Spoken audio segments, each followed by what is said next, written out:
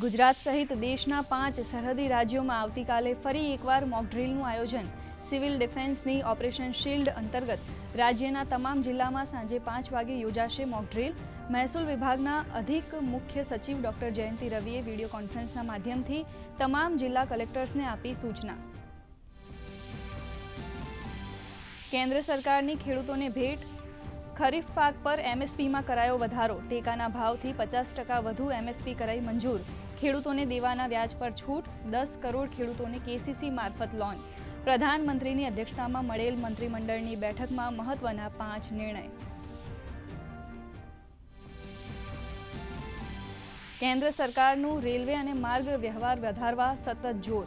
આંધ્રપ્રદેશના કૃષ્ણપટ્ટમમાં 4 લેન હાઈવેને તો Wardha બલાશામાં railway line અને રતલામથી નાગદા 4 લેન રેલવે લાઇનને મંજૂરી. કેન્દ્રીય રેલવે મંત્રી અશ્વિની વૈષ્ણવે આપી માહિતી.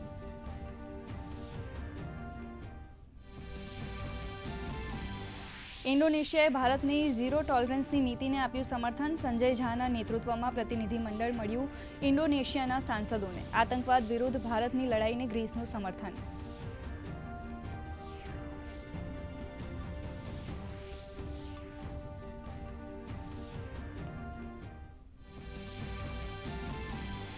ભારતીય સ્વાતંત્ર્ય સંગ્રામના મહાનાયક વીર સાવરકરની આજે જન્મજયંતિ.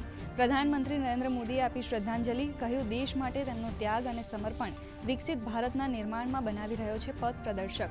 તો ગુજરાત વિધાનસભા ખાતે વિધાનસભા અધ્યક્ષે અર્પણ કર્યા શ્રદ્ધાસુમન.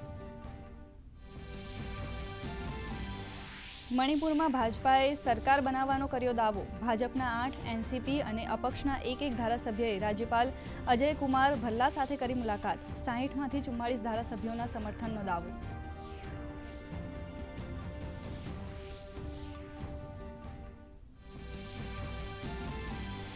દેશમાં મુંબઈ સહિત મહારાષ્ટ્રના મોટા ભાગના શહેરોમાં ભારે વરસાદનું એલર્ટ. પૂર્વોત્તરના અનેક શહેરોમાં પણ ભારે વરસાદનું અનુમાન. તો સૌરાષ્ટ્ર અને દક્ષિણ ગુજરાતમાં ભારે પવન સાથે વરસાદની આગાહી. આજે અમરેલી, ભાવનગર, ગીર સોમનાથ અને દીવમાં ભારે વરસાદની શક્યતા.